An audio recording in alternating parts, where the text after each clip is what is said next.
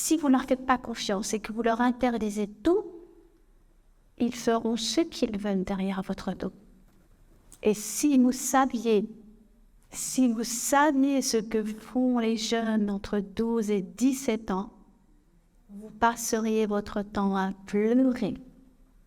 Parce que moi, je les ai. On me contacte, on m'envoie des messages et je peux vous assurer que c'est une catastrophe. J'ai fait une vidéo avec ma fille concernant les relations hors mariage. C'est ma fille qui m'avait suggéré, elle me dit « Maman, il y a trop de catastrophes. Viens, on va faire une vidéo pour toucher les jeunes sur TikTok. » On l'a fait. Ah oui, les messages ont défilé. Beaucoup m'ont contacté en me disant « Je ne savais pas que c'était haram. Je ne savais pas que les relations avec un garçon étaient interdites. » Parce que mes parents ne m'ont rien dit. إن الحمد لله نحمده ونستعينه ونستغفره ونعوذ بالله من شرور أنفسنا ومن سيئات أعمالنا من يهده الله فهو المهتد ومن يضلل فلن تجد له وليا مرشدا وأشهد أن لا إله إلا الله وحده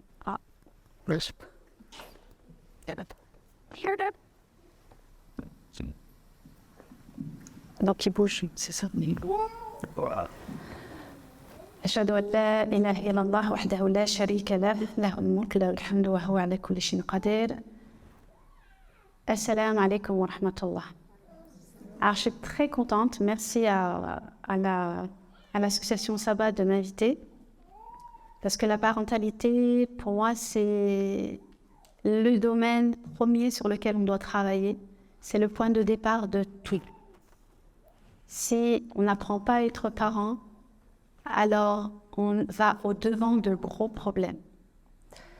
On va d'abord revenir à la source.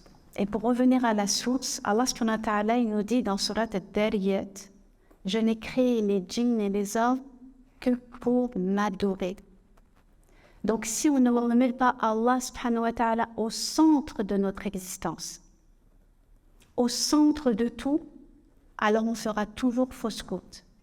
Il est important et primordial de remettre Allah au centre de notre quotidien. Et c'est quoi mettre Allah subhanahu wa ta'ala au centre de notre quotidien? Parce que prier 5 prières par jour, c'est bien. Jeûner, c'est bien. Le reste, on en fait quoi? En fait, pour notre musulman, c'est quoi? Eh bien, c'est de croire en Allah. On commence d'abord par Al-Tawhid. Bien sûr que vous allez dire, mais je sais, Ashhadu la ilaha illallah, Ashhadu anna Muhammadan Rasulullah, je suis convaincu. Et ça, on n'en doute pas.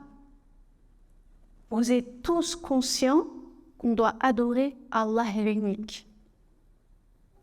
Sauf que dans notre quotidien, ça ne se voit pas. Pourquoi? Parce qu'on n'a qu'à voir les comportements.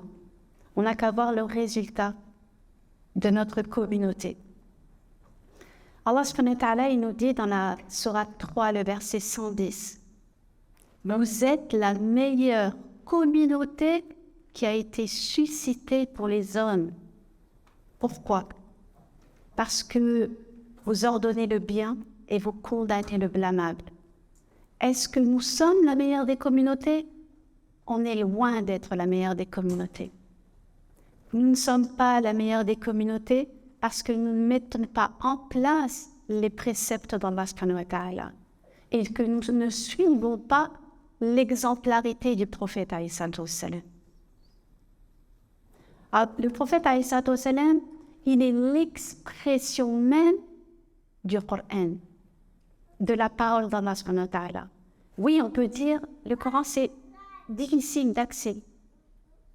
Mais le prophète alayhi salatu wassalam, il est venu justement pour nous l'enseigner. Et la première des choses qu'il nous a enseignées, c'est la miséricorde et la bienveillance.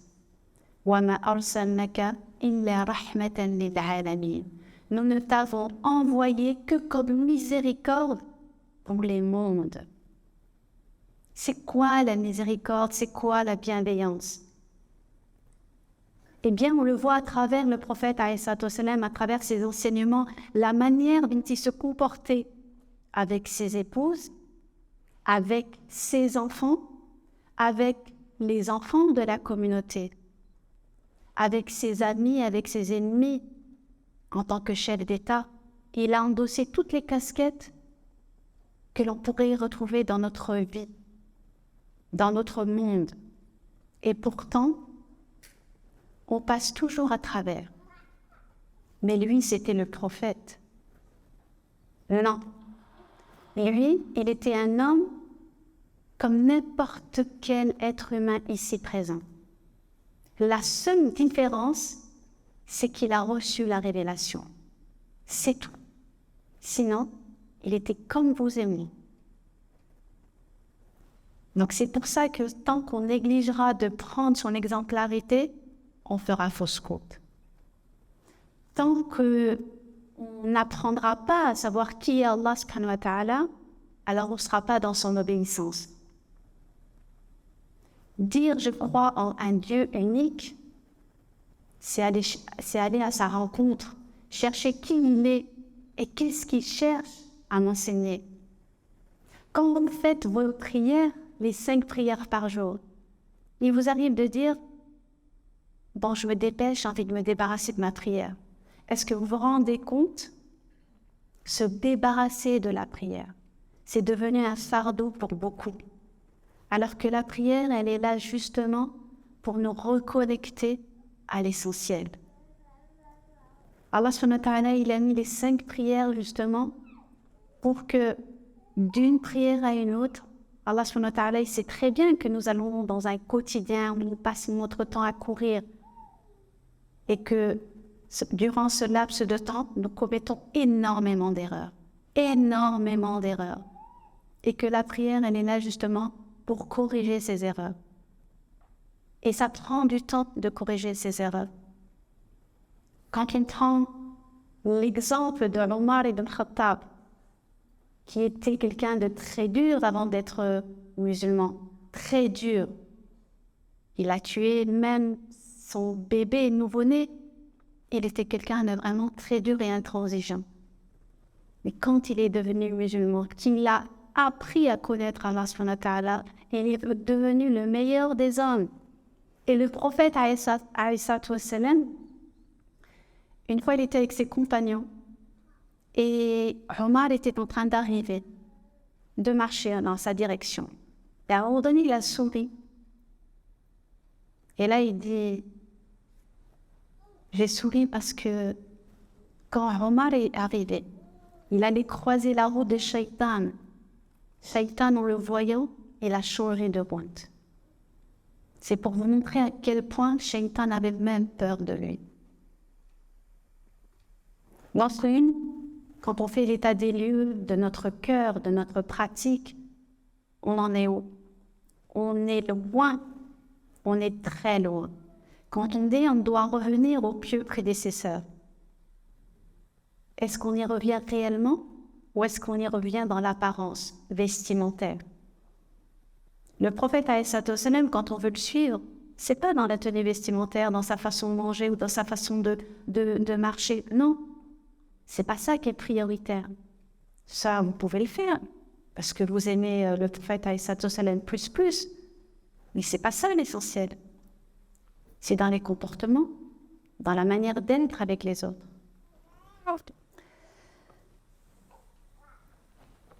Dans Surat al-Hujurat, dans le verset 14, Allah subhanahu wa ta'ala, il nous dit, les Bédouins ont dit, nous avons la foi. Dites, vous n'avez pas encore la foi. Dites plutôt, vous vous êtes soumis. Aslamna. Car la foi n'a pas encore pénétré vos cœurs. Et si vous obéissez à Allah et à son messager, il ne vous fera rien perdre de vos œuvres. Allah est pardonneur et miséricordieux. Vous voyez la différence entre celui qui est musulman, qui s'est soumis à Allah subhanahu wa ta'ala, et celui qui a la foi. À nous de nous poser la question. Nous sommes tous des musulmans, mais est-ce que nous avons réellement la foi dans notre cœur, mais la foi véritable, la foi qui nous transforme, la foi qui change nos comportements.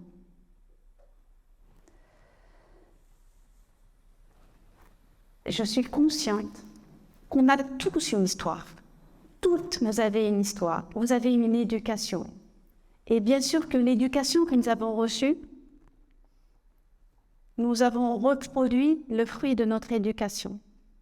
Nous n'avons pas reçu d'affection quand on doit le recevoir.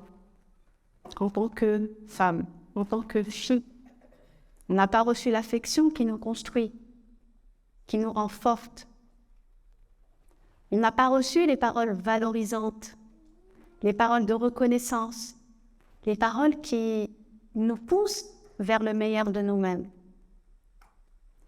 Et c'est normal qu'on ne puisse pas se construire correctement et qu'on devienne des adultes et des femmes fragiles et vulnérables.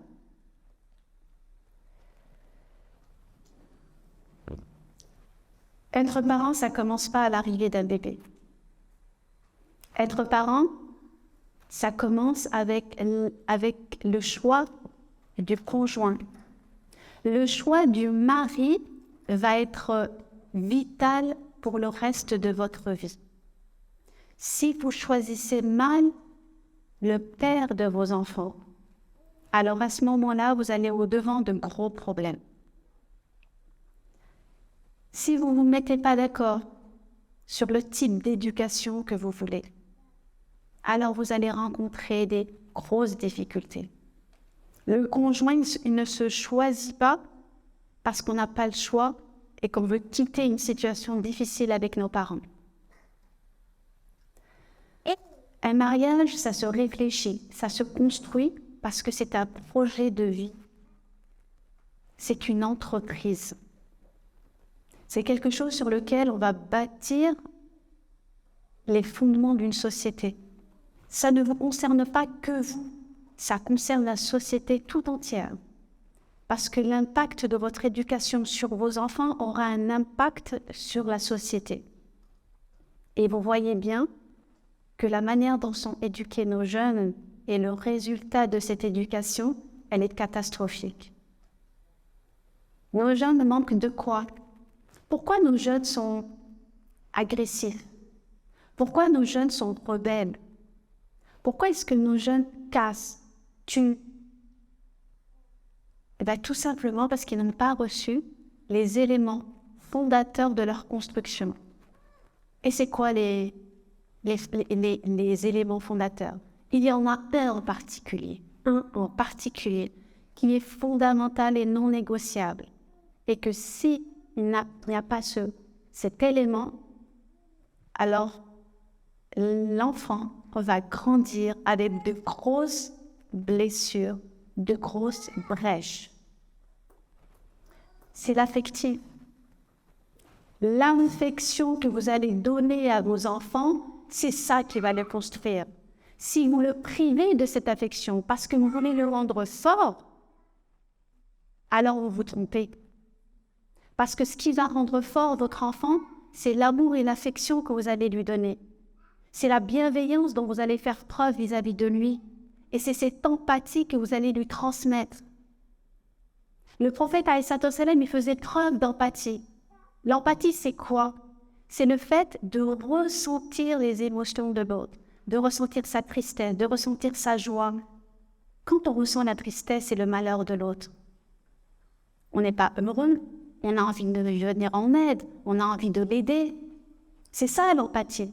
Mais quand on prive un enfant d'affection, quand on prive un enfant de valorisation, eh bien, il va grandir avec ce manque. Et ce manque va le pousser justement à ne plus ressentir d'émotions positives. Quand un enfant grandit avec le fait de ne pas être valorisé par son père, par sa mère, de ne pas recevoir les « mon fils, je t'aime »,« mon fils, tu comptes pour moi », j'aime les efforts que tu fais pour t'en sortir. C'est difficile, c'est pas grave, tu vas y arriver. Tous ces mots, toutes ces valorisations vous lui permettent d'avoir la force d'avancer. Quand on le prive de ça, quand on le prive de câlin, quand on le prive de lui dire des mots doux, eh bien, il va grandir avec ce manque. Et ce manque, il va le combler comment quand il va grandir?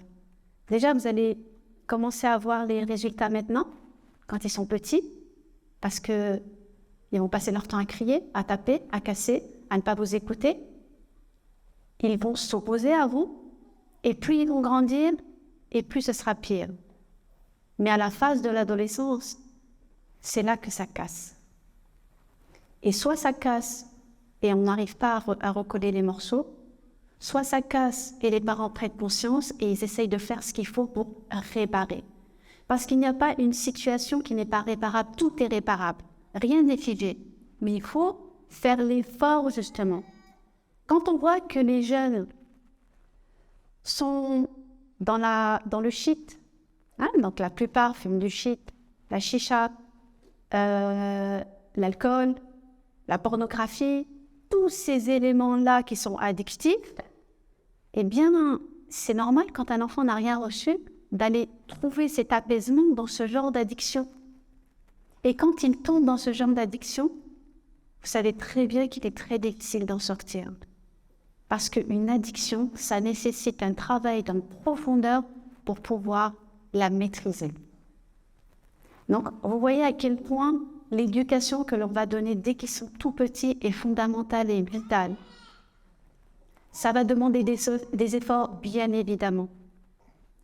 Parce que quand vous construisez votre couple, juste sur le fait de trouver la personne qui est censée vous apporter du bonheur, et quand vous faites ce choix comme ça, vous allez pas y arriver. Parce que c'est pas le choix fondamental, c'est pas le choix premier que l'on doit faire. On choisit un homme qui sera le père de vos enfants. On choisit un homme qui est capable de vous mettre en sécurité matérielle et affective. Et c'est ça que Allah subhanahu wa ta'ala dit. Quand il parle de la supériorité de l'homme par rapport à la femme, c'est pas en termes de supériorité physique, je te tape, tu m'obéis, point, c'est tout, non. La supériorité de l'homme par rapport à la femme, c'est par sa responsabilité. Et c'est une lourde responsabilité qu'il a par rapport à la femme qu'elle est très difficile à accomplir. Mais elle est tellement récompensée. La femme a besoin de quoi? D'une sécurité matérielle, d'une sécurité affective. Ces deux éléments vont permettre à la femme de pouvoir jouer son rôle. Quand la femme elle est en sécurité matérielle, elle n'a pas le souci de se dire « Comment je vais boucler mon fin de mois? Comment est-ce que je vais y arriver? Je n'ai pas de quoi manger, je n'ai pas de quoi m'habiller. » Elle me dit non. Quand elle a plus ce souci en tête, elle peut faire les choses qu'elle doit faire. Quand elle a cette sécurité affective, pareil. Parce qu'une maman qui est malheureuse, une maman qui est inquiète, elle sera incapable d'être disponible pour son enfant. Incapable. Parce qu'elle va être toujours en train de penser à son malheur. C'est pour ça que la femme doit être épaulée. Mais il ne suffit pas de dire « tu dois être comme ça ». C'est que c'est un travail à deux. Mais ça passe par la connaissance. La connaissance de quoi? La connaissance de ce qu'Allah subhanahu wa ta'ala il attend de moi. Le savoir, c'est bien. L'appliquer, c'est encore mieux. Mais ce qui est fondamental dans notre parcours en tant que croyant, c'est d'avoir toujours cette connexion avec Allah subhanahu wa ta'ala. Et cette connexion, vous allez la trouver à travers la prière. Vous allez la trouver à travers les invocations. Si vous délaissez la qualité de votre prière, si vous délaissez la quantité et la qualité de vos invocations, vous n'aurez jamais la force d'affronter les épreuves de votre vie. Et ne dites jamais « j'ai demandé et je n'ai pas eu ». J'ai demandé, je n'arrête pas de demander et je n'ai pas de solution dans ma vie. C'est pas parce que vous demandez qu'Allah va vous exaucer sur le champ dans la situation dans laquelle vous êtes. Le but des épreuves, c'est pas ça. Le but des épreuves, c'est de vous rapprocher d'Allah subhanahu wa ta'ala, même si vous restez dans votre épreuve. Parce qu'une fois qu'une épreuve passe, ne vous inquiétez pas, il y en a un autre qui va arriver. Et encore une autre, jusqu'à la fin de votre vie. لَقَدْ خَلَقْنَا الْإِنسَانَ فِي كَبَدٍ. Je n'ai créé l'homme que pour une vie de dur labeur. Donc déjà, Allah subhanahu wa ta'ala, il nous le dit, nous l'annonce. Notre vie, c'est une vie difficile que l'on va vivre. Parce que si vous oubliez l'objectif de votre vie, alors bien sûr qu'il va y avoir des erreurs sur le parcours. L'objectif final, c'est le Jannah. C'est ça que nous attendons tous.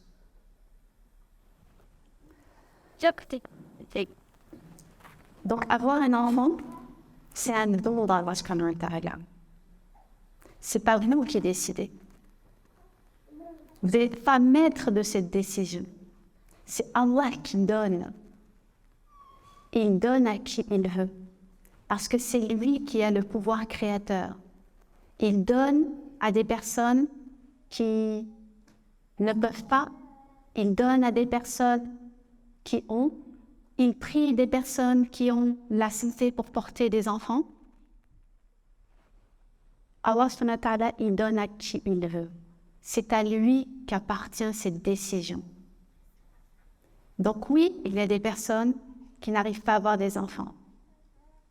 Oui, il y a des personnes qui ont des enfants qui naissent handicapés. Oui, il y a des enfants qui naissent et qui ont de grosses difficultés. Mais ça, c'est Allah subhanahu wa ta'ala qui décide. Et ce qui est important, c'est que face à ce qu'Allah nous donne et à ce que vous ne vous attendez pas du tout, eh bien, c'est d'être dans l'acceptation. Al-hamd, d'être toujours dans l'acceptation de ce qu'Allah subhanahu wa ta'ala nous donne ou ne nous donne pas. Et ça, c'est fondamental. Si vous êtes dans le remerciement, alors il vous rajoutera plus. C'est pas moi qui le dis, c'est Allah subhanahu wa ta'ala qui le dit. Quand vous êtes dans la reconnaissance, alors je vous rajouterai. Et ça, c'est un exercice que vous devez toujours avoir. Et vous savez à quel moment on se rend compte de l'état de notre foi? Eh bien, c'est au moment où Allah subhanahu wa ta'ala nous prive de quelque chose qui nous est cher. Que ce soit un parent, que ce soit un travail, que ce soit un accident qui vous arrive. Le prophète alayhi salatu wassalam, il nous dit que c'est le premier choc. Le choc, c'est ça l'épreuve. C'est au premier choc que l'on voit réellement la qualité de la foi du croyant. C'est est-ce que je suis dans la reconnaissance ou alors est-ce que je suis dans la rébellion? Et ça, c'est très important. Donc, Allah subhanahu wa ta'ala, c'est lui qui donne. Et il nous donne des enfants. Et il nous dit que c'est une amana. Vous savez ce que c'est la définition d'une amana? C'est un dépôt confié. Une amana, c'est un dépôt confié. C'est quoi un dépôt confié? Ça veut dire qu'Allah subhanahu wa ta'ala, il vous donne cet enfant et il vous dit attention, je t'ai confié quelque chose de précieux à mes yeux. C'est précieux. Et quand je le récupère, je veux le récupérer de la manière identique, mais encore mieux. C'est-à-dire qu'on doit en prendre soin, on doit faire très attention à ce qu'il se développe correctement pour qu'il devienne l'adulte qu'il doit devenir. Et ça, c'est de notre responsabilité en tant que parents. C'est pour ça que quand vous décidez d'avoir des enfants, vous devez réfléchir à l'impact que ça va avoir sur votre vie déjà. Parce que quand on devient parent, surtout les mères, vous devenez que mère. C'est-à-dire que vous allez vouloir jouer ce rôle de maman à 100%. Et donc, vous allez négliger tous les autres aspects de votre couple. Vous allez être qu'un couple parental. Et vous allez délaisser le couple conjugal. Le couple conjugal qui est délaissé, à force, eh bien, il s'effrite. Et à un moment donné, quand les enfants sont grands, ou pas, eh bien, on se rend compte qu'il y a de gros problèmes. Parce que c'est pas parce qu'on ne dit rien, que l'autre ne dit rien, qu'il n'y a pas de problème. Parce que les besoins de chacun n'ont pas été nourris. Quand on est mère, on n'oublie pas d'être épouse. Et ça, c'est important. Arrêtez de vouloir être des femmes sur tous les plans. D'être des warriors. Vous n'êtes pas des warriors. Dites à des moments donnés, je ne peux pas, je ne fais pas, je suis fatiguée, je me repose, je me prends soin de moi. Parce que quand vous prenez soin de vous en tant que maman, vous allez aller mieux, vous allez être disponible pour votre famille. Et quand votre famille vous voit bien, alors ils vont bien. Si vous n'êtes pas bien, ils n'iront pas bien. Et les enfants sont perméables aux émotions de leur mère. Si vous êtes malheureuse, vous aurez beau le cacher avec des faux sourires, ils le savent. Ils le sentent. Donc c'est pour ça que c'est très important. Vous l'avez bien vu avec vos mamans. Est-ce que vos mamans, je suis sûre que 99% des personnes qui sont présentes ont des mamans qui ont subi leur vie, finalement. Elles ont vécu dans une union et elles y sont restées malgré les difficultés, malgré qu'elles ont vécu des choses qu'elles ne voulaient pas vivre malgré tout. Et elles sont restées parce qu'elles se disent « Je vais faire quoi? En fin de compte, je ne vaux pas, je ne vaux rien. Je n'ai pas de valeur parce qu'on les a fait grandir comme ça, tout simplement. » Et quand on est dans cet état d'esprit, eh bien, on fait grandir ses propres enfants comme ça.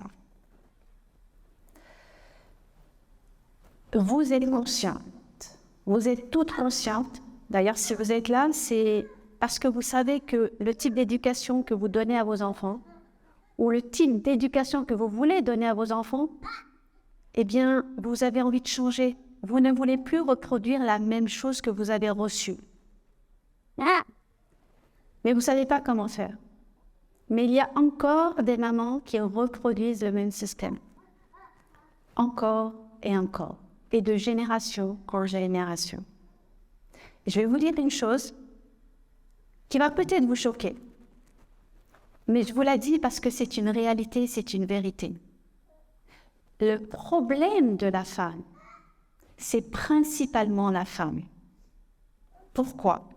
Parce que la femme, c'est elle qui éduque. C'est elle qui a le pouvoir de faire en sorte que ses enfants puissent grandir avec tous les éléments nécessaires pour être forts dans cette société. Et donc, elle s'emploie et elle travaille dur justement pour arriver à cet objectif. Malheureusement, les femmes, je parle des femmes musulmanes bien évidemment, elles vont reproduire le même type d'éducation. C'est-à-dire, la différence entre les garçons et les filles dans l'éducation. Et c'est une réalité. On n'éduque pas les garçons comme on éduque les filles. Pourquoi? Je veux juste savoir pourquoi. Les êtres humains sont égaux, ils sont pareils. On les éduque de la même manière. Le garçon, comme la fille, tu ne sors pas à telle heure. C'est exactement pareil. Oui, mais c'est un garçon. Non. Non. Il a 12 ans, il a 13 ans, il a 14 ans, il a 15 ans. T'as rien à faire dehors. T'as rien à faire dehors à 20h, à 21h. Et même, t'as rien à faire dehors dans le quartier. Même en journée. Tu vas faire quoi? Tu vas traîner? Mais tu vas faire des rencontres. Tu vas avoir des fréquentations. Mais quel genre de fréquentation? Non.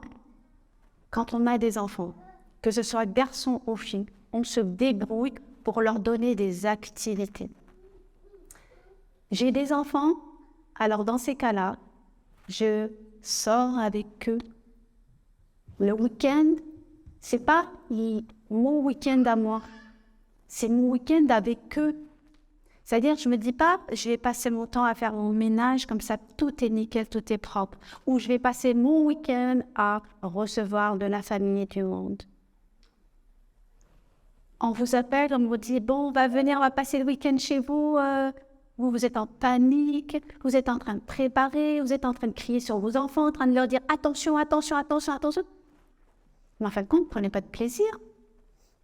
Vous ne prenez aucun plaisir. Il faut que vous cassiez la boucle. Je donne un exemple. On va vous appeler. Une copine va vous appeler. Ou la famille va vous appeler. Maman, la belle-mère, la tante. Allô, salam alaikum, Samira. Je vais venir cet après-midi, on va prendre le café ensemble, le thé. Vous, déjà, vous êtes en panique, le stress, il monte. J'ai rien à la maison, comment je vais faire? Faut que je prépare un truc, il faut que je range et tout, parce que c'est la pagaille, je suis en retard sur vos ménages, comment je vais faire? Respirez. Écoute, je suis désolée, ma soeur. Je suis désolée, maman.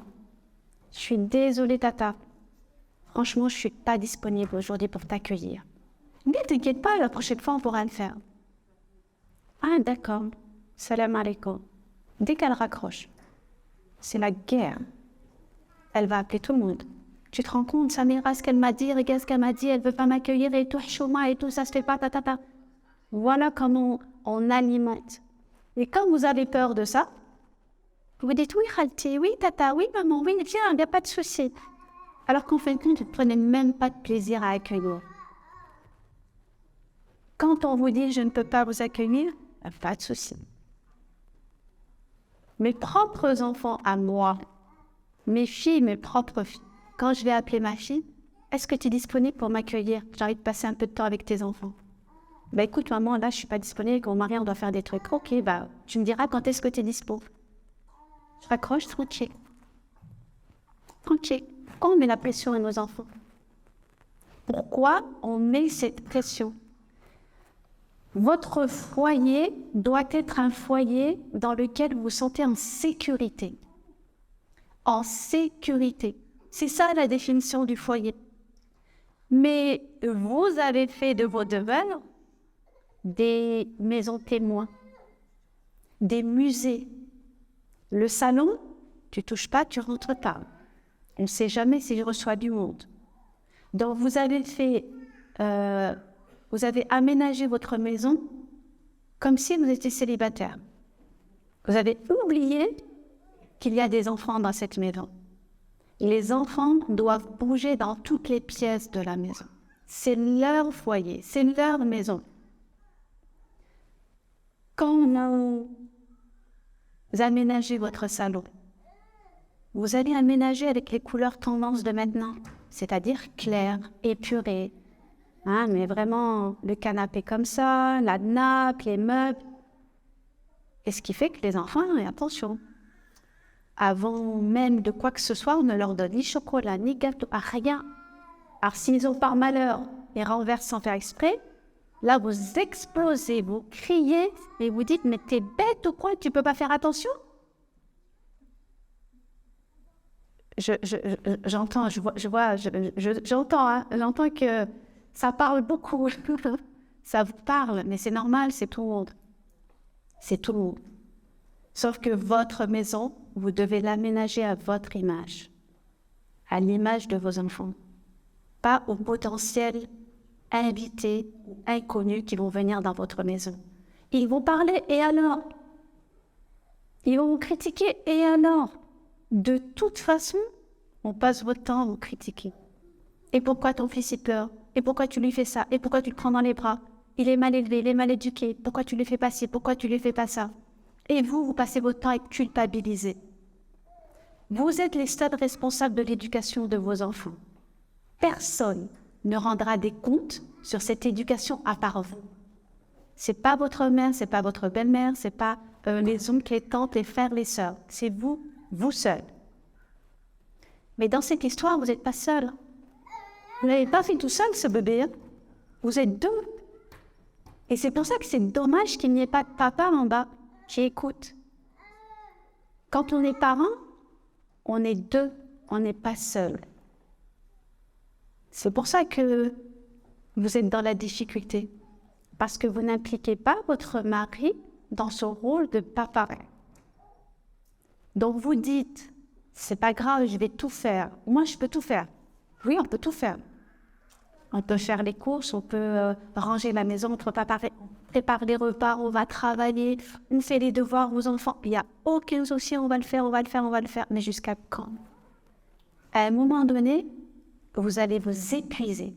Quand vous allez vous épuiser, à ce moment-là, vous allez exploser, vous allez dire à votre mari, j'en ai marre, jamais tu m'aides. Sauf qu'il n'est pas dans votre tête. Si vous n'exprimez pas les choses, si vous ne lui dites pas les choses, ben il ne sait pas, il vous voit faire. Il se dit, ma femme, elle gère, il n'y a pas de problème. Mais lui, dans sa tête d'homme, il se dit, si elle avait besoin de moi, elle me l'aurait dit. Mais comme elle ne me dit rien, je ne vais pas empiéter sur son terrain. Tout simplement. Vous faites des scénarios, des films dans votre tête. Lui, il ne sait rien de plus. Il ne sait pas ce qui se passe à l'intérieur de vous. C'est pour ça qu'il faut verbaliser. Il faut communiquer. Au lieu de dire, tu m'as pas aidé, tu me laisses dans la galère, à cause de toi, voilà. Eh bien, vous pensez que vous allez avoir sa coopération, mais pas du tout. Il va vous dire, débrouille-toi. Tu parles comme ça, non. Il va se fermer complet. Par contre, quand vous allez le voir et que vous lui dites, je suis vraiment pas bien. Je suis vraiment pas bien, je suis à bout, là, je suis vraiment fatiguée, je me suis imposé tellement de choses que là, j'y arrive plus, j'ai besoin de ton aide. Ben, les hommes, ils adorent venir en aide aux femmes. Et bien sûr qu'il va venir vous aider. Mais tout dépend de la posture que vous avez vis-à-vis de lui. C'est pas votre ennemi. Ça doit être un partenaire, un compagnon de route. Et vous devez parler. Parce que avoir un enfant, c'est vraiment quelque chose de très difficile. Et quand vous avez un enfant, je ne parle pas des autres enfants qui arrivent, celui-là, le premier, rien que le premier, ça va bouleverser votre vie. Quand vous avez des enfants, adieu la tranquillité. Adieu les douches tranquilles. Adieu prendre le café tranquillement. Vous êtes toujours dans le speed. Avoir un enfant, c'est toute votre vie. Vous prenez pour 20 ans, 25 ans. Maintenant, avec notre société, vous prenez plus. Et vous prenez ces années-là, mais consentantes, hein? Parce que vous reproduisez la même chose dans votre deuxième enfant, troisième enfant, quatrième enfant. Et surtout quand vous les faites rapprocher. Quand vous les faites rapprocher, c'est là que vous explosez. Parce que vous n'arrivez pas à gérer. Et bien sûr, vous êtes nombreux à me dire, avec le premier, ça se passait tout bien, il est tout gentil, tout calme. Mais oui, parce qu'avec le premier, on a le temps. On est plus jeune. Notre corps n'a pas été agressé. Mais quand on a le deuxième, et que tout de suite on veut enchaîner avec le troisième, parce que je veux qu'ils soient rapprochés, que je reste jeune pour mes enfants quand ils vont grandir, eh bien là, c'est très compliqué. C'est très compliqué. With the tube. Alors, on veut des enfants qui rentrent dans une case, dans la case que nous avons choisie. On veut que nos enfants soient à l'image de ce que l'on se fait d'un enfant modèle. Il est gentil, il est hnin, il est sage, il pleure pas, il crie pas, il casse pas. Sauf que non, c'est pas ça un enfant. Et on ne peut pas aller à l'encontre de sa nature. Nous, parents, on doit l'accompagner pour qu'il puisse apprendre à faire des choix. On doit apprendre à reformuler notre manière de parler. 98% des enfants, toutes confessions confondues, toutes races confondues dans le monde entier, il n'y en a pas un qui fait exception, sont victimes de violences. Les violences, c'est quoi? Avant d'arriver à la violence physique, il y a la violence verbale. Donc, verbale, c'est quoi? C'est les humiliations, les rabaissements. Une humiliation, c'est quoi? C'est le simple fait de dire à votre enfant t'es méchant. Tu n'y arriveras pas. Pourquoi tu essayes de le faire? Ton frère, il y arrive mieux. Un tel, il y arrive mieux que toi. Mais toi, tu ne vas pas y arriver. Ça, c'est de l'humiliation et du rabaissement. Qu'est-ce qui va se passer quand vous lui parlez comme ça à votre enfant? Eh bien, c'est son cerveau qui va être impacté. Un enfant en bas âge, il a besoin de développer ces zones du cerveau pour qu'il puisse développer justement toutes ces zones d'apprentissage et de mémorisation et d'empathie. D'empathie. Ça veut dire que quand vous parlez comme ça à votre enfant, eh bien, il va avoir des altérations au niveau de son cerveau. Il va avoir des problèmes de développement de son cerveau. Son cerveau va ralentir en termes de développement, ce qui va avoir des conséquences sur les apprentissages et la mémorisation. Quand vous criez sur votre enfant,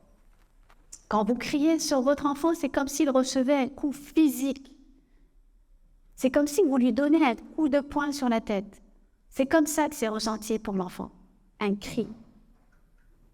Alors que toute la journée, vous passez votre temps à crier. Et vous vous dites, mais je ne comprends pas. Tu ne comprends pas quand je te parle, je te répète 10 fois la même chose. Eh bien, c'est parce que vous ne savez pas comment fonctionne le cerveau d'un enfant, tout simplement. Et on revient encore à la connaissance. On doit apprendre à être parent. Et avant d'être parent, on doit apprendre comment fonctionne un enfant.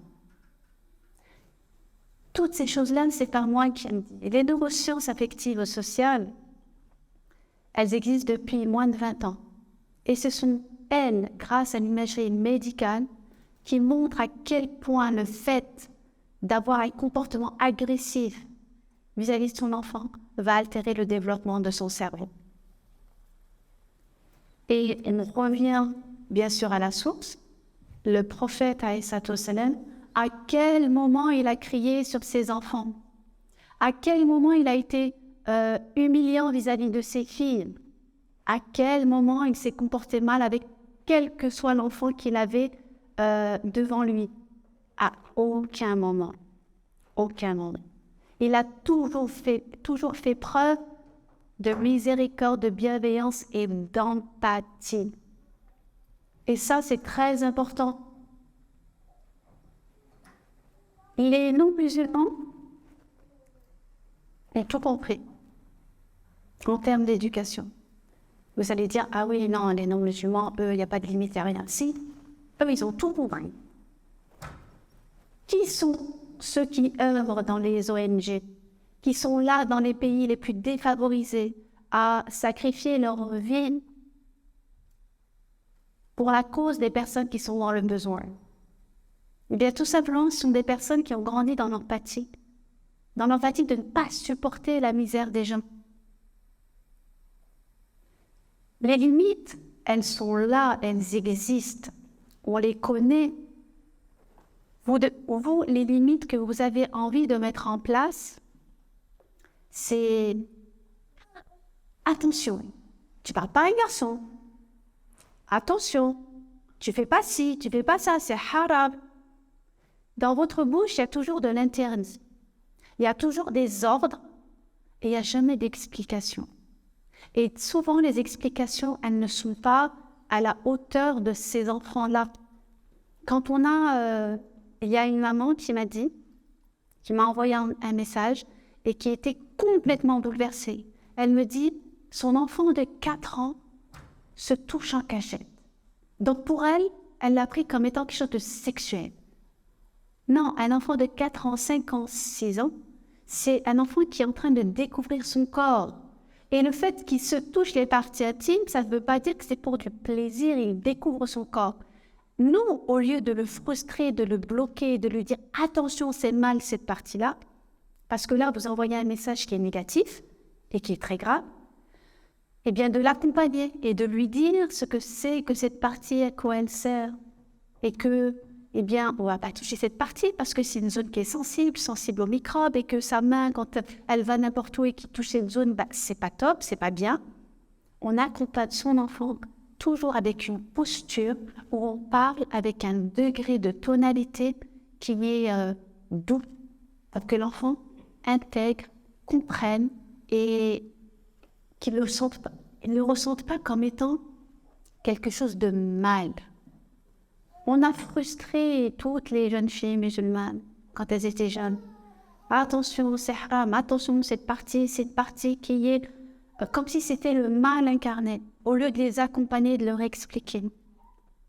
La sexualité, c'est quelque chose de tellement tabou dans la communauté que dès qu'on a affaire à ça, c'est un chemin. On ne doit pas en parler. Alors c'est un domaine qui est tellement développé dans le Coran. Il n'y a pas de chemin. Allah subhanahu wa ta'ala, il parle de tout. Il parle de tout et nous, on voudrait faire le contraire. On parle avec ces filles. On leur montre à ces filles-là.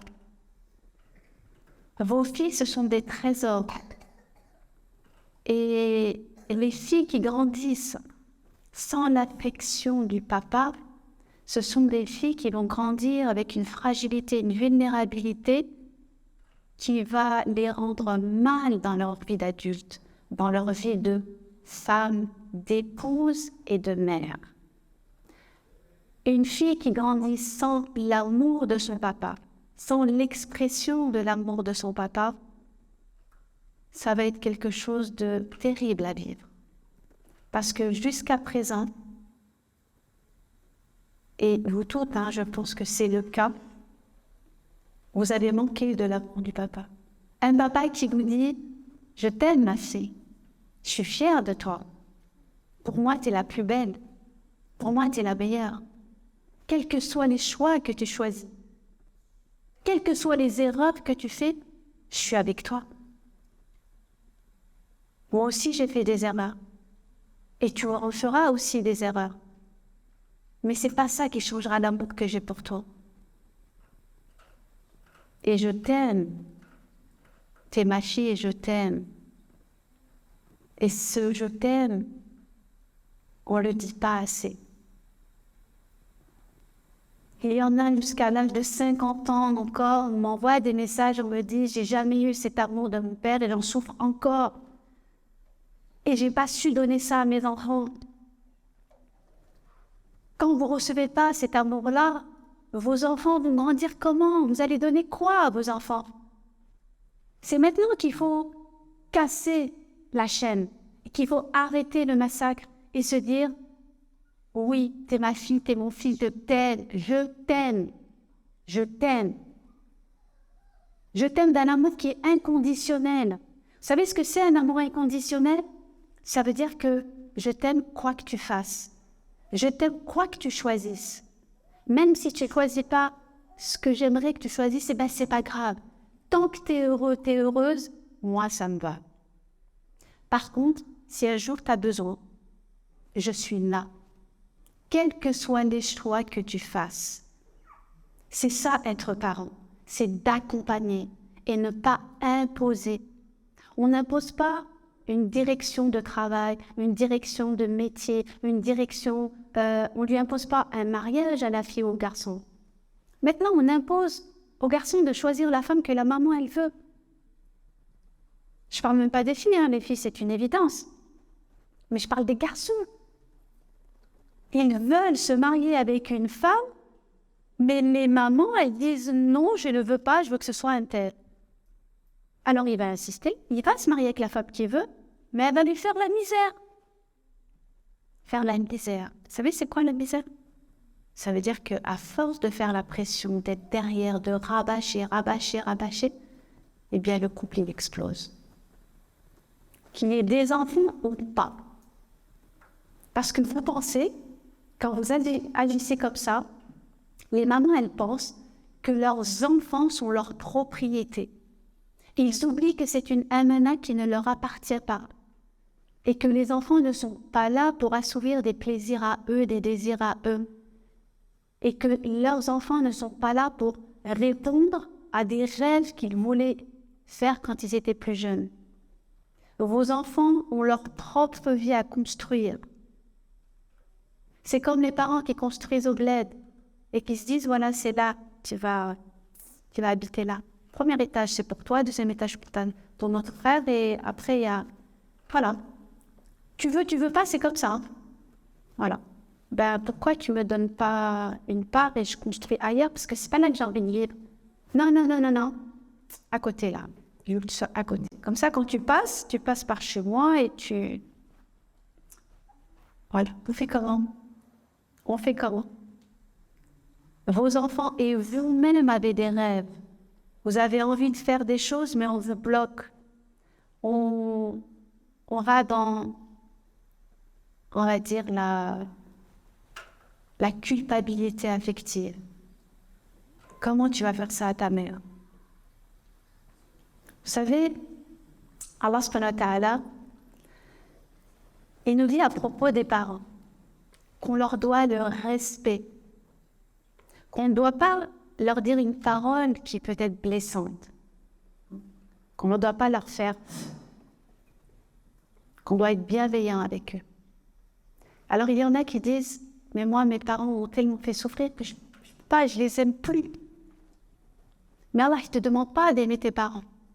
Allah ne demande pas d'aimer ses parents. Parce que s'il devait nous forcer à aimer nos parents,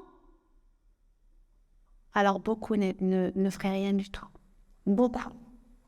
Allah subhanahu wa ta'ala, il nous dit, soyez bienveillants avec vos parents. C'est la bienveillance qui est mise en avant. Pourquoi? Parce que la bienveillance, c'est de l'empathie. C'est de dire que malgré tout ce que j'ai vécu avec toi, tu es quand même mon père, tu es quand même ma mère. Et je sais que dans ta vulnérabilité, tu es dans un besoin, tu es dépendante. Mais je reste là. Je fais ça, mais je le fais pour Allah. C'est ça la différence. C'est que quand on fait les choses pour Allah, tout change. Tout change. On doit être des exemples pour ses enfants. Quand on veut que nos enfants ne mentent pas, eh bien nous, on ne doit pas mentir. Et nous, au moins, je reçois un appel. Vous savez qui c'est? C'est votre enfant qui va décrocher. Tu dis, je ne suis pas là. Et l'enfant, il se dit, ah d'accord. Donc elle est là, elle me dit de ne pas mentir, mais elle me dit de dire qu'elle n'est pas là. Donc déjà un point fort. Même le prophète alayhi salam, hein, quand il nous parlait du mensonge pour les enfants, un jour il y avait un compagnon qui était en train d'appeler ses enfants, et le prophète alayhi salam, il lui dit, est-ce que tu as réellement quelque chose à lui donner quand tu lui dis de venir?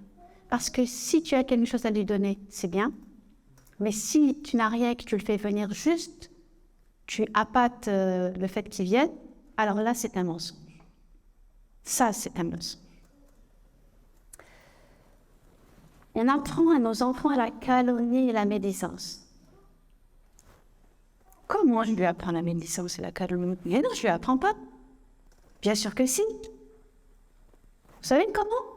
Je vais vous donner un exemple. Vous êtes dans la voiture avec votre mari. Vos enfants sont derrière. Et le mari reçoit un coup de téléphone. Donc il parle avec les personnes, il discute, tout va bien, il discute. On voit, il rigole. Il raccroche, il commence à parler avec sa femme, et il lui raconte. Il lui dit, oh, j'en ai marre, il me casse les pieds, celui-là, tu te rends compte, il a fait ci, il m'a dit ça, et ceci et cela. L'enfant derrière, il entend quoi? Il dit, tiens, mon père me critique, en fin de compte, il est hypocrite, il part derrière son ami, qui il y a 5 minutes était en train de discuter, en train de rigoler avec lui, il est en train de calomnier, de parler derrière lui. Donc, vous voyez tout ce qui s'enchaîne? Et tout ça, c'est quoi? C'est des péchés. Ce pas des petits péchés, c'est des grands péchés. Parce que ce sont des péchés qu'on ne voit pas, ce sont des péchés du cœur.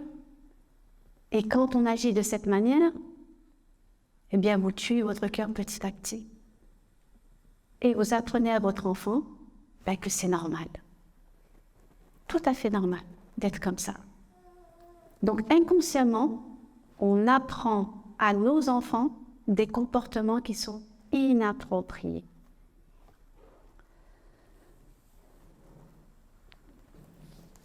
Bien sûr, être parent, c'est pas facile, hein? Et la yukallifullah nafsan illa wus'aha. Et Allah subhanahu wa ta'ala, il ne charge pas une personne au-delà de ce qu'elle peut supporter. Donc, ce que vous êtes en train de dire, vous êtes capable de le supporter. Vous êtes épuisé, vous êtes fatigué. Vous n'en pouvez plus, vous avez une charge mentale qui est vraiment très lourde, très lourde. Et vous dites, vous n'allez pas y arriver. Mais vous allez y arriver. Il suffit juste de savoir comment faire dans votre foyer, comment vous considérez votre foyer. Votre foyer, c'est votre sécurité. Donc, aménagez votre maison de manière à ce qu'elle soit à votre image et à l'image de vos enfants. Apprenez à mettre des limites dans l'intrusion de votre intimité. Même si c'est vos parents, même si c'est vos beaux-parents. Quand vous recevez du monde à la maison, c'est bien. Mais il ne faut pas que ça vienne empiéter dans l'éducation de vos enfants. C'est-à-dire dans la disponibilité de vos enfants. C'est comme quand vous recevez du monde à la maison qui viennent prendre le café, le thé. Vous préparez vos enfants avant. Donc vous êtes déjà dans le stress. Hein. Vous préparez vos enfants en leur disant « Attention, quand les invités sont là, je ne veux pas vous voir à côté. Venez pas demander. Hein. » Et quand les invités sont là, ils sont là. Donc ils arrivent, ils essayent. Et vous vous regardez d'un air quand ils partent, tu vas voir ce que je vais te faire. C'est du vécu, hein. Alors que, pourquoi? Ils sont chez eux aussi. Parce que vous avez peur de la critique. Regardez, ils sont mal élevés, ils sont en train de venir alors que les invités... Non! Vos enfants sont chez eux. Quand vous voyez votre enfant qui vient, viens mon cœur, viens. Tu veux quelque chose, choisis ce que tu veux. Mon cœur, viens ma petite chérie. Hein, avec des mots tendres, doux. Pas dire, viens prendre un truc et tu t'en vas. Attention. Hein. Non, vous savez que même la mimique de votre visage, elle est importante. Quand vous allez dire à votre enfant quelque chose et que vous lui dites avec un regard sévère, croyez qu'il va se passer quoi? Eh bien, le stress, il va monter chez lui. Parce que pour lui, c'est pas cohérent ce que vous êtes en train de dire et ce qu'il voit de l'expression de votre visage. Par contre, quand vous avez l'expression de votre visage, malgré la situation qu'il y a qui est un peu compliquée, quand vous avez ce sourire et cette voix que vous baissez, eh bien, votre enfant, il est beaucoup plus apaisé.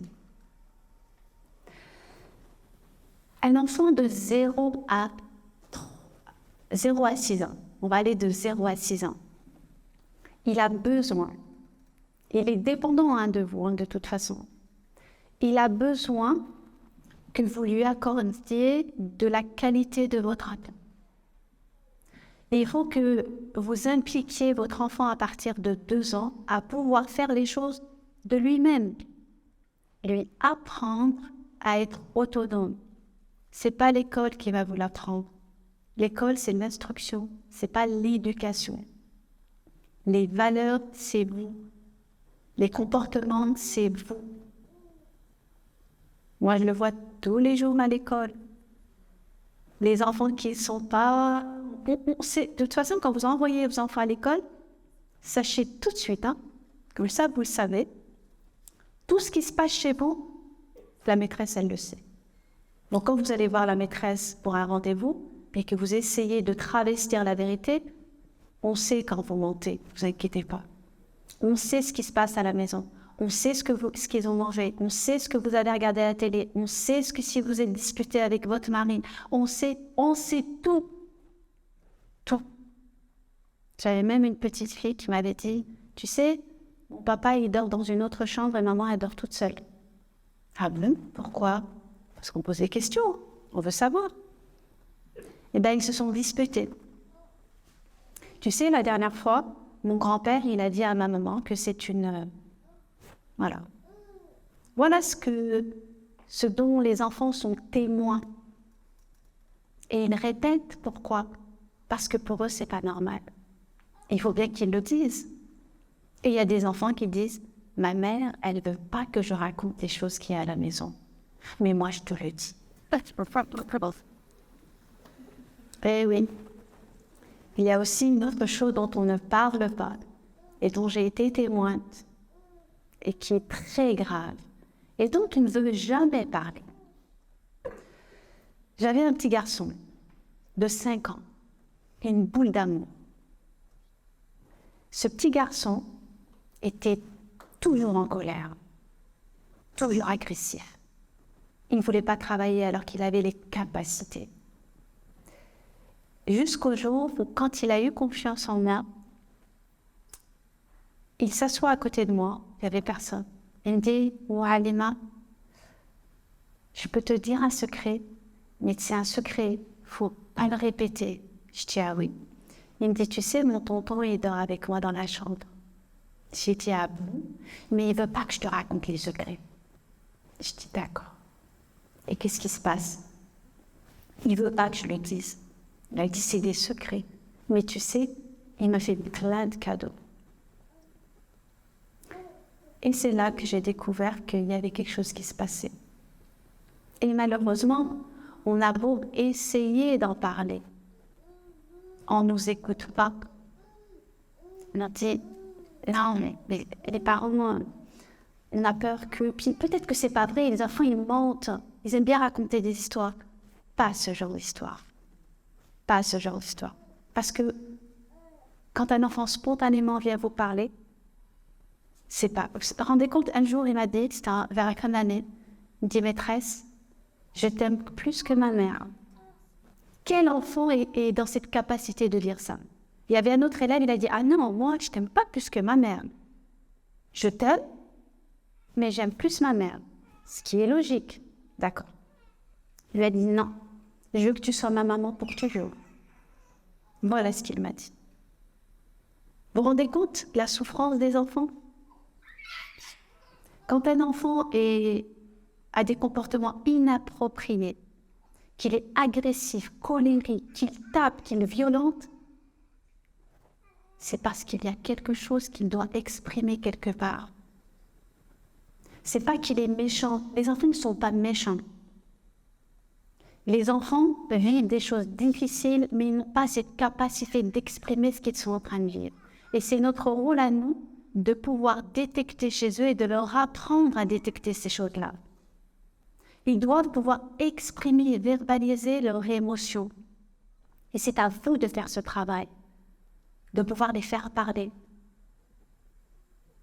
J'avais fait une vidéo dans laquelle, il n'y a pas longtemps, il y a 2 jours, parce qu'on m'avait dit, moi quand je récupère mes enfants de l'école, je lui dis, qu'est-ce que tu as fait?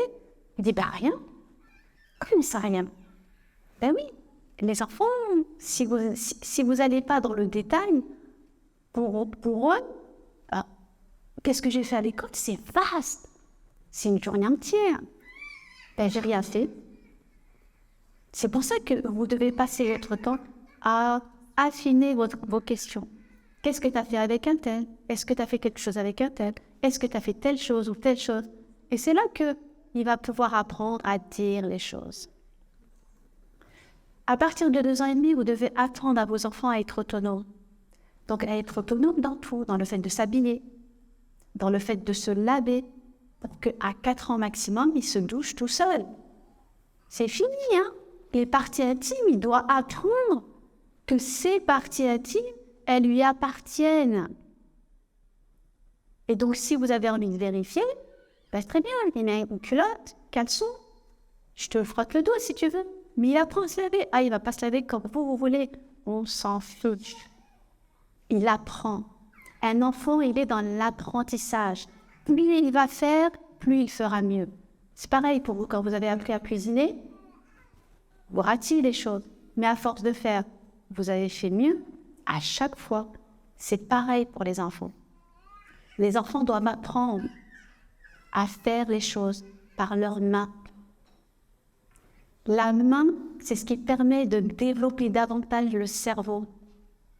Ah, mais la main, le cerveau, je vois pas le rapport. Eh bien si. Parce que quand ils font des mouvements, ça permet une oxygénation du cerveau. Et donc, plus le cerveau est oxygéné, et plus il se développe. Et ça, c'est important de le savoir. Habituez vos enfants à préparer le goûter, préparer le repas avec vous. Oui, mais la cuisine, c'est dangereux. Non, c'est pas dangereux. Vous allez lui apprendre, justement, où est le danger. Ce qu'il faut faire, ce qu'il ne faut pas faire. Pourquoi c'est important qu'il vous accompagne dans toutes ces tâches? Parce que quand il va faire avec vous, eh bien, vous allez parler. Bon, allez, mon cœur, tu m'aides à aller faire on va préparer le goûter? Ou on va préparer le repas? Bon, aujourd'hui, je vais faire des lasagnes. J'ai besoin de quoi pour faire des lasagnes? Donc, j'ai besoin de prendre des lasagnes, j'ai besoin de la viande. Est-ce que tu veux bien aller chercher la viande hachée dans le frigo?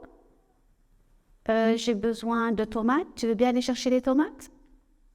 Donc, il va aller chercher, il va toucher les textures. Il va découvrir le nom des choses.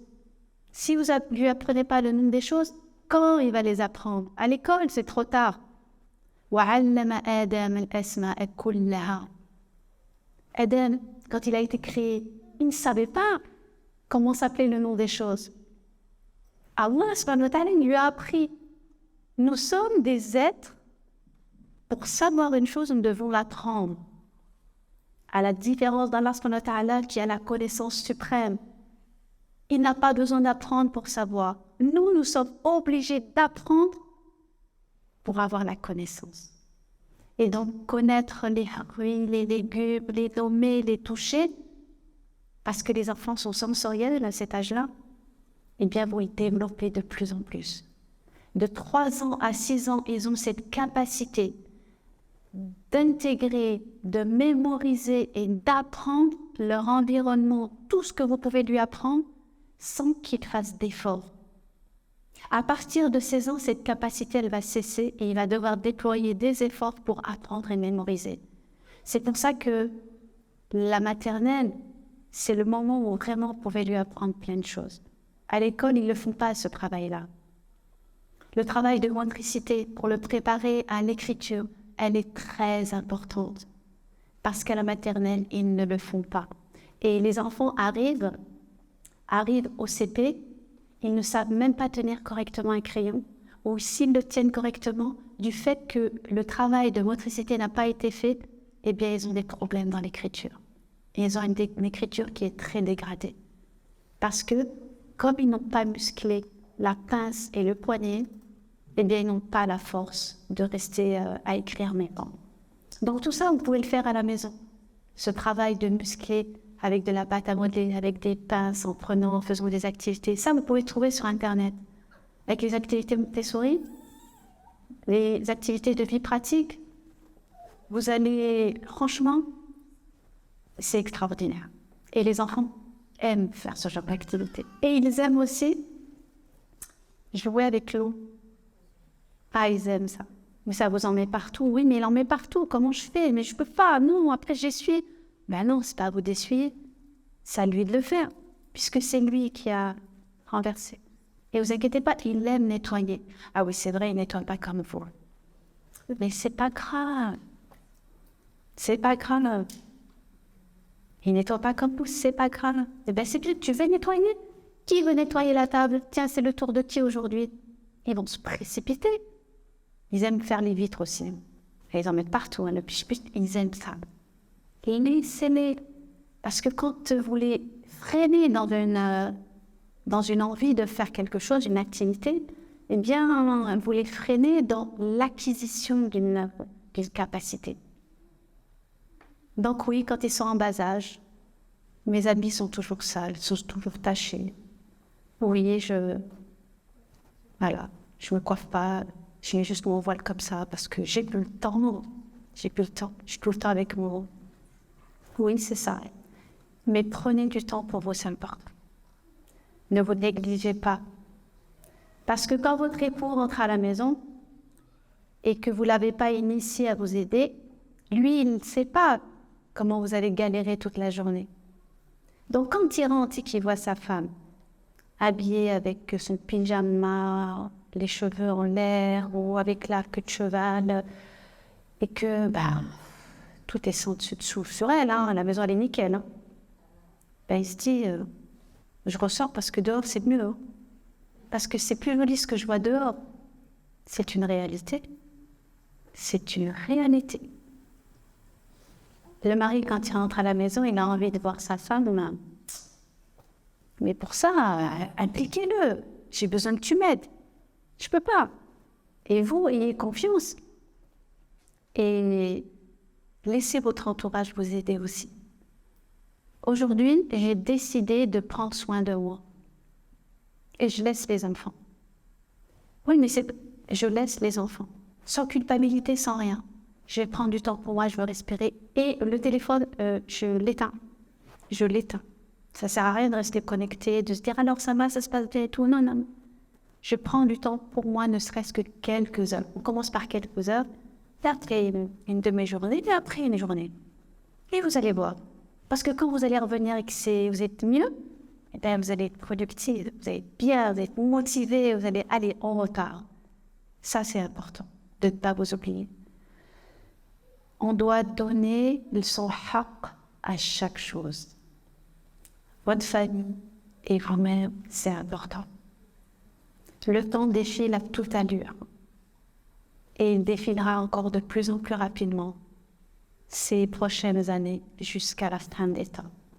Et le prophète Aïssatou Salam, il a dit, et vous le voyez, on n'a pas assez de temps, 24 heures pour faire ce que l'on veut faire. Donc les enfants de 0 à 6 ans, permettez-leur de faire des choses. Ensuite, on a 6-12 ans. Les 6-12 ans, c'est une phase normalement de croisière, où ils sont en train de vivre sur leur acquisition de quand ils étaient petits. Ça devrait normalement bien se passer tout en ayant une communication bienveillante, en reformulant notre manière de dire les choses. C'est important. Les ordres n'amènent pas la coopération. Fais ça. Je suis ta mère, tu dis rien, c'est comme ça. Non, ça ne fonctionne pas comme ça. Votre mari vous dit « Samira, va faire à manger. Samira, va me ramener mon ordinateur. » Ça vous fait plaisir? Non. Ma chérie, s'il te plaît, tu veux bien J'ai faim, tu peux pas me préparer quelque chose? Mon cœur? Je sais pas si ça se passe comme ça, hein. A du mal, hein. Samira, ma chérie, tu veux pas me chercher mon ordinateur, s'il te plaît, j'ai la flemme. Quand il vous parle comme ça, vous courez. Vous courez, mais bien sûr. Et bien sûr, ça fait toujours plaisir. Ah, j'aime trop comment tu fais. Franchement, tu es la meilleure. Merci, barakallahu fik. Est-ce qu'un jour, votre mari vous a dit, à la fin d'un repas, barakallahu fik pour le repas? Pour vous, c'est normal, hein? C'est normal.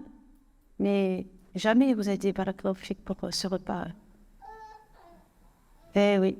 Moi non plus, je ne l'avais jamais entendu. Hein. Je ne l'avais jamais entendu. Mais je l'ai entendu avec mon mari. Qu'Allah il le préserve et qu'il lui accorde les plus hauts degrés du paradis. Parce que quand il m'a dit barakallahu fik pour ce repas, j'étais choquée. Je dis, oh, mais c'est normal. C'est normal, barakallahu fik. T'as pris du temps? T'as pris du temps pour ce repas? Voilà. Et c'est comme ça qu'on doit agir. Mais ça, c'est le fruit d'éducation d'une mère. Et ça, c'est important. Un garçon et une fille, on les éduque de la même manière. Il n'y a pas de différence. Quand vous demandez à la fille de faire la cuisine, de débarrasser, de faire sa chambre, eh bien, le garçon, c'est pareil. Vous ne demandez pas à sa sœur d'aller faire sa chambre, d'aller faire sa lessive, de débarrasser sa table. Oui, mais lui, c'est le garçon. Non. Non. Non, c'est un être humain avant tout. Le jour où il va se retrouver tout seul, à vivre tout seul, à être étudiant ou que sais-je. Il faut bien que quelqu'un fasse à manger, la lessive. Et s'il n'apprend pas, qui va le faire? Donc c'est important de le rendre autonome. Et avant toute chose, c'est que s'il apprend à faire, eh ben, il va pouvoir aider sa femme. Et ensuite, la femme va dire qu'Allah il fasse miséricorde à cette mère qui a élevé cet homme de cette manière. Eh oui, on néglige souvent l'éducation des filles. Et le prophète, alayhi salatu wassalam, c'est vrai, mais les filles, franchement, elles ont une éducation qui est très dure, qui est intransigeante, qui n'est pas compréhensible. On ne prend pas en compte leur sensibilité, mais vraiment pas. Et le prophète, alayhi salatu wassalam, il dit, celui qui éduque deux filles, qui leur donne une bonne éducation jusqu'à leur majorité, jusqu'à ce qu'elles partent, mariées, qu'elles soient... Eh bien, la récompense, c'est le Jannah. C'est le Jannah. Si il a rempli les conditions. Et c'est quoi les conditions? C'est d'être doux, gentil, aimant avec sa fille. Qu'il valorise, qu'il réponde à ses besoins. C'est pas juste j'ai des filles, mon Dieu, qu'est-ce que c'est? Moi, je suis la seule fille d'une fratrie de 5 garçons, l'avant-dernière. Alors, imaginez grandir. Par défaut, j'étais la catastrophe. C'est-à-dire que, attention, il faut préserver, il faut cacher, il faut empêcher, parce que la fille, elle ramène le déshonneur à la maison. Par défaut, on est des personnes qui allons faire quelque chose de mal. Le garçon, c'est pas grave. Hein. Lui, c'est un garçon. C'est pas grave. Voilà. Donc, on grandit, tu sors pas. Tu vas pas au ril. Pas de copine. Donc, école-maison, école-maison, école-maison. Comment est-ce qu'on grandit comme ça? On grandit avec dans sa tête, raconte, tout est interdit, tout est mal. Tout. Donc les garçons, dès que tu sors, il suffit juste tu parles avec un garçon, ça y est. Voilà l'éducation que la plupart ont. Mais les parents, ils oublient. Ils oublient que quand on a entre 12 et 17 ans, c'est l'âge de construction de sa propre identité et personnalité. Et que c'est le moment où on ne peut plus se comporter avec ses enfants comme on se comportait quand ils étaient tout petits. Parce que ce sont des mini-adultes, des jeunes adultes qu'on doit considérer, qu'on doit respecter, à qui on doit laisser des choix et on doit laisser une certaine liberté. Leur faire confiance parce qu'ils ont cette capacité. Si vous ne leur faites pas confiance et que vous leur interdisez tout, ils feront ce qu'ils veulent derrière votre dos. Et si vous saviez ce que font les jeunes entre 12 et 17 ans, vous passeriez votre temps à pleurer. Parce que moi, je les ai. On me contacte, on m'envoie des messages et je peux vous assurer que c'est une catastrophe. J'ai fait une vidéo avec ma fille concernant les relations hors mariage. C'est ma fille qui m'avait suggéré, elle me dit « Maman, il y a trop de catastrophes. Viens, on va faire une vidéo pour toucher les jeunes sur TikTok. » On l'a fait. Ah oui, les messages ont défilé. Beaucoup m'ont contacté en me disant « Je ne savais pas que c'était haram. Je ne savais pas que les relations avec un garçon étaient interdites. Parce que mes parents ne m'ont rien dit. Ils ne m'ont pas éduqué dedans. Ils ne m'ont pas parlé. Ils disent « il ne faut pas, point ». Donc, éduquer nos jeunes, justement, à la compréhension de ce qu'est une relation. Une relation entre filles et garçons, ça ne se fait pas. Pourquoi? Tu peux aimer un garçon. Tu peux faire tout ce que tu veux avec un garçon, à la seule et unique condition que ce soit dans un cadre et le cadre du mariage. Avant, ça n'est pas possible. Pourquoi ça n'est pas possible? Eh bien, on l'explique. Mais tout ça, pour en arriver à la compréhension et à l'adhésion, justement, de cet interdit, eh bien, le travail, il se fait déjà quand on est tout petit. C'est pas à 15 ans qu'on dit à sa fille, non, c'est pas possible une relation avec un garçon. Les garçons, on peut, il n'y a pas de souci. Hein. Vas-y, mon fils, il n'y a pas de souci. Tu peux, toi, t'es un garçon. Sauf que les garçons et les filles, c'est pareil. Comme mon fils, comme mon garçon. La tenue vestimentaire, on oblige. Hein, on dit, tu dois être mestora. Mais le garçon, c'est pantalon roulant, chemise super cintrée. Non. Comme le garçon, comme la fille. Allah, il a fait l'égalité pour les deux. Dans tous les termes, mais nous, on a envie de changer les règles. Non. Pourquoi les filles, elles n'aiment pas voir un beau gosse passer habillé de manière cintrée où il montre ses formes? Comme le garçon, comme la fille. Quand Allah subhanahu wa ta'ala dit à l'homme, baisse le regard pour les hommes, baisse le regard pour les femmes. Quand il donne un ordre, c'est pour les deux. Parce que l'être humain, il est intelligent. Donc il sait que quand Allah subhanahu wa ta'ala il donne un ordre, il le donne pour les deux. Pas de dire oui, mais il n'a pas dit pour la femme. Non, quand il parle, il dit pour les deux. L'éducation religieuse à la maison. Comment est-ce que j'apprends à mon enfant la conscience d'Allah subhanahu wa ta'ala? J'ai mon enfant de 4 ans, de 3 ans. Non, ne fais pas ça. C'est haram. Allah, il va te punir.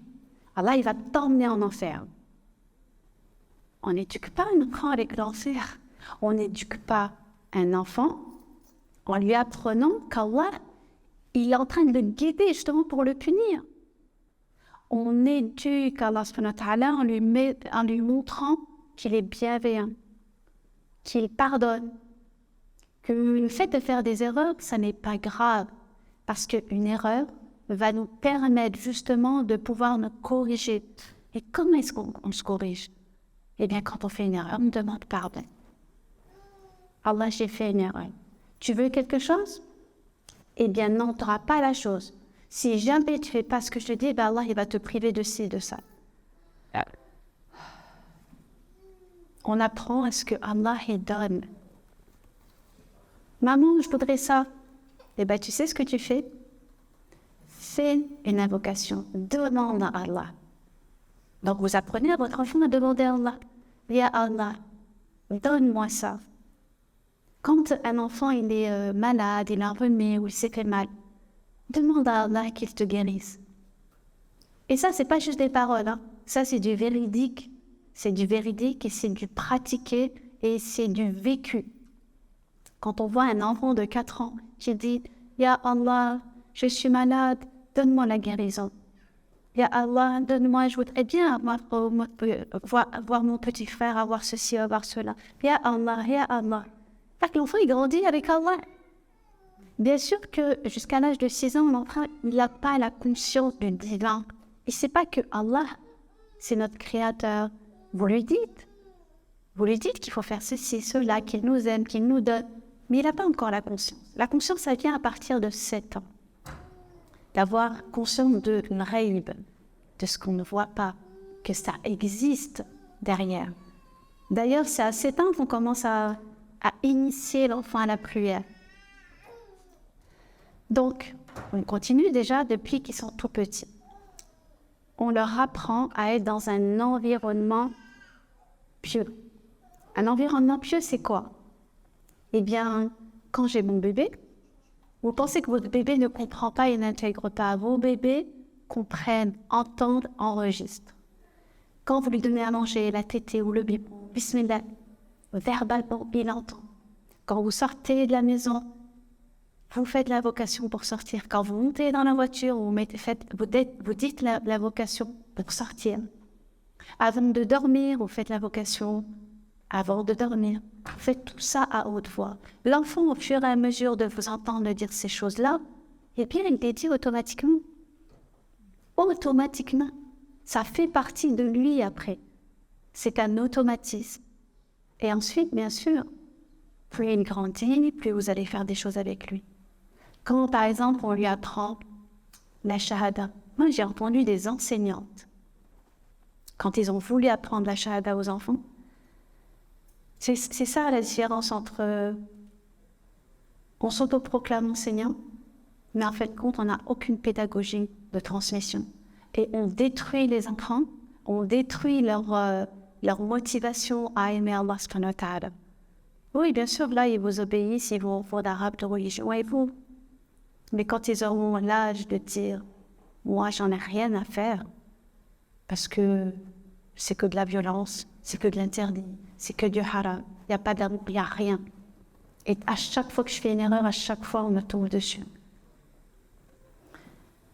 Donc, un enfant, j'ai perdu le fil, voilà, une enseignante qui allait apprendre la shahada à un groupe d'enfants et qui leur dit, écoutez, la shahada, elle est très importante. Avec, voilà, comme ça. La shahada, elle est très importante. Et Allah, si jamais vous ne la prenez pas, vous allez en enfer. Des enfants de 4 ans. Des enfants de 4 ans. Et après, on leur dit, ashhadu an la ilaha illallah. Donc vraiment, c'est, on n'a pas envie. Même moi, je suis adulte, je n'ai pas envie d'entendre ça. Ça ne me donne pas envie. Par contre, quand on a en face de soi une enseignante qui dit, allez, est-ce qu'on apprend la clé du paradis? Allez, aujourd'hui, on va se mettre dans la bulle de protection d'Allah et on va apprendre la clé du paradis. Vous savez ce que c'est la clé du paradis? Eh bien, c'est la shahada. Et voilà, avec une gestuelle, on scénarise tout ça. Les enfants aiment ça. Et ensuite, bien sûr, vous pouvez la trouver, c'est Machi qui l'a faite en plus. Et je la faisais aussi avec mes élèves, mais mes élèves, ils me disaient encore. Parce qu'on répond à leurs besoins du moment. Et ça, c'est très important. L'éducation religieuse, on continue encore. La prière, on commence à l'initier à partir de 7 ans.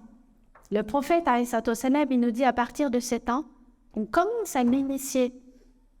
Et ensuite, à 10 ans, on devient un peu plus regardant.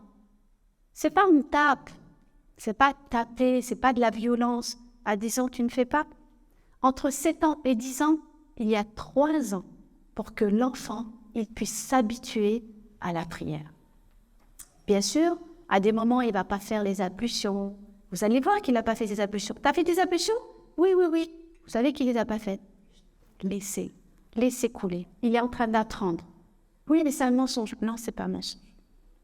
Pour lui, à l'âge qu'il a, c'est pas un mensonge encore. Donc, laissez couler. Bien sûr, s'il a vu que vous avez vu, c'est pas pareil. Mais si vous avez vu qu'il n'a pas vu, alors laissez couler. Parce qu'il est dans l'apprentissage. Et donc, soyez souple. Quand il va prier avec vous, il va regarder en haut, en bas, il va bouger dans tous les sens.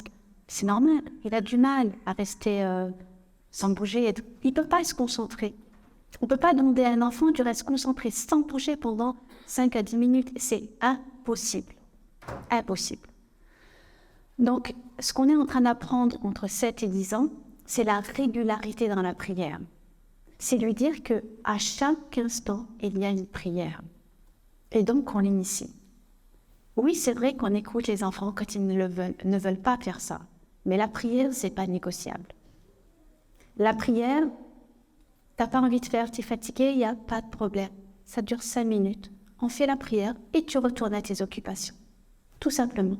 Mais la prière, elle doit être faite. Sans agression, sans crier, sans se mettre en colère, sans taper, sans rien. Cette période de 3 ans, elle doit se passer en douceur. Parce que si elle se passe avec de la violence et des cris, des rabaissements, alors à ce moment-là, vous pouvez être sûr que vous avez inculqué à votre enfant la haine de sa propre religion. Allah, c'est pas quelqu'un de dur, c'est quelqu'un de bienveillant. Nous sommes durs. Allah ne l'est pas. La preuve, on lui désobéit tous les jours, à chaque instant de la journée, et il nous pardonne à chaque fois. À chaque fois. Et pourtant, il nous répète les choses. Vous dites, mon enfant, je lui répète plusieurs fois les choses, il ne comprend pas.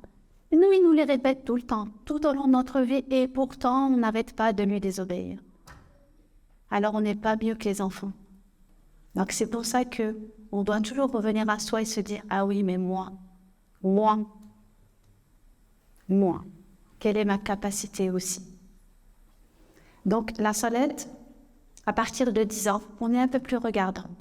Ça veut dire que « Ah oui, t'es benti. » Non, quand même. Allez. Donc, on est un peu plus regardant sur l'horaire, sur la manière de faire les ablutions, mais toujours dans une souplesse. Là, on fait attention. Et ensuite, voilà, 11 ans, 12 ans, c'est la préadolescence.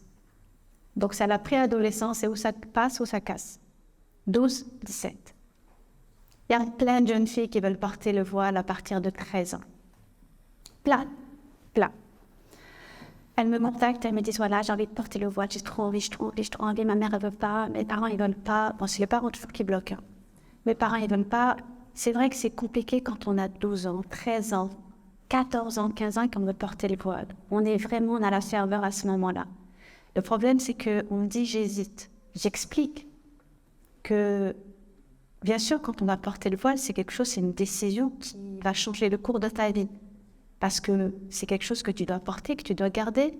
Et au fur et à mesure de ton cheminement, tu vas apprendre à corriger tes comportements.